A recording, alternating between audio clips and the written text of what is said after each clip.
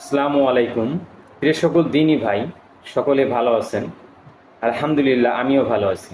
আমার আজকের টপিকের বিষয় সহিহ আল বুখারীর গ্রন্থ অধ্যায় নম্বর 46। এই অধ্যায়ের মধ্যে যে বিষয়ে আলোচনা করতে চাচ্ছি তা হচ্ছে ঘর বাড়িতে মসজিদ তৈরি করার সম্পর্কে, অর্থাৎ ঘরের আশেপাশে বা ঘর বাড়ির মধ্যে মসজিদ নির্মাণ করা যাবে কিনা এই সম্পর্কে কোরআন হাদিস থেকে কি দলিল আসলো এটা আপনাদের সামনে পেশ করব। বারা ইবনে আজিব রাদিয়াল্লাহু আনহু থেকে তিনি নিজের বাড়িতে মসজিদ বা জামাত করে সালাত আদায় করেছিলেন।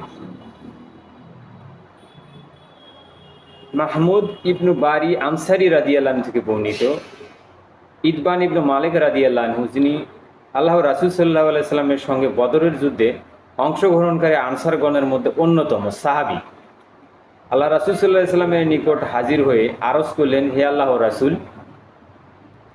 আমার দৃষ্টিশক্তি হ্রাস পেয়েছে, আমি আমার গোত্রের লোকদের নিয়ে সালাত আদায় করি, কিন্তু বৃষ্টি হলে আমরা ও তাদের বাসস্থানে মধ্যবর্তী নিম্নভূমিতে পানি জমে যাওয়াতে তা পার হয়ে তাদের মসজিদে পৌঁছাতে বা তাদেরকে নিয়ে সালাত আদায় করতে সমর্থন হই না। আর হে আল্লাহ রাসূল, আমরা একান্ত ইচ্ছা যে আমি আমার ঘরে এসে কোনো এক স্থানে সালাত আদায় করবেন এবং আমি সেই স্থানকে সালাতের জন্য নির্দিষ্ট করে দিতে চাই। তখন আল্লাহ রাসূল সাল্লাল্লাহু আলাইহি সাল্লাম বললেন, ইনশাআল্লাহ অচিরে আমি তা করব। ইতবান রাদিয়াল্লাহু আনহু বলেন, পরের দিন সূর্যোদয়ের পর আল্লাহ রাসূল সাল্লাল্লাহু আলাইহি সাল্লাম আবু বকর রাদিয়াল্লাহু আনহু আমার ঘরে তাশরিফ আনেন। আল্লাহ রাসূল সাল্লাল্লাহু আলাইহি সাল্লাম ভেতরে প্রবেশ করতে চাইলে আমি তাকে অনুমতি দিলাম। ঘরে প্রবেশ করে তিনি বসেই জিজ্ঞাসা করলেন, তোমরা ঘরের কোন স্থানে সালাত আদায় করা পছন্দ করো? তিনি বললেন, আমি তাকে ঘরের এক প্রান্তের দিকে ইঙ্গিত করলাম। অতঃপর আল্লাহ রাসূল সাল্লাল্লাহু আলাইহি সাল্লাম সেখানে দাঁড়ালেন। আমরাও সারিবদ্ধ হয়ে কাতার সোজা করে তার পিছনে দাঁড়ালাম এবং 2 রাকাত সালাত আদায় করলাম। অতঃপর সালাম ফেরালেন।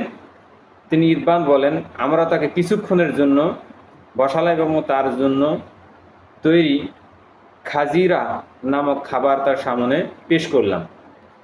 রাবি আরও বলেছেন যে এ সময় মহল্লার কিছু লোক এসে ঘরে ভিড় জমালেন। তখন উপস্থিত লোকদের মধ্যে হতে এক ব্যক্তি বলে উঠলেন, মালিক ইবনু দুখাইশিন কোথায়? অথবা বললেন, ইবনু দুকসুন কোথায়?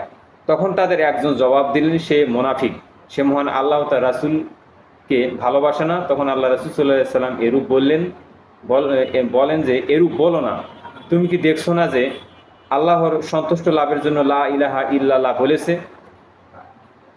তখন সে ব্যক্তি বললেন যে আল্লাহ তার রাসূলই ভালো জানেন, আমরা তো তার সম্পর্কে নসিহাত কামনা বা মুনাফিকদের সাথেই দেখি। আল্লাহ রাসূল সাল্লাল্লাহু আলাইহি সাল্লাম বললেন, আল্লাহ তাআলা তো এমন ব্যক্তির প্রতি জাহান্নাম হারাম করে দিয়েছেন যে আল্লাহর সন্তুষ্টি লাভের উদ্দেশ্যে লা ইলাহা ইল্লাল্লাহ বলে।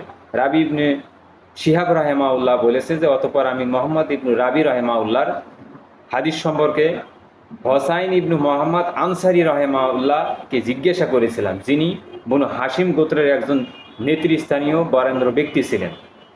তিনি এই হাদিস সমর্থন করেছেন আধুনিক প্রকাশনী এবং ইসলামী ফাউন্ডেশন। প্রিয় সকল দিনী ভাই, আপনারা অবশ্যই যে ঘর বাড়িতে মসজিদ নির্মাণ করা যাবে কিনা এই হাদিসটা দেখে নেবেন, অবশ্যই করা যাবে। তো আমার এই চ্যানেলের পক্ষ থেকে সকলকে সালাম, আসসালামু আলাইকুম ওয়া রাহমাতুল্লাহ।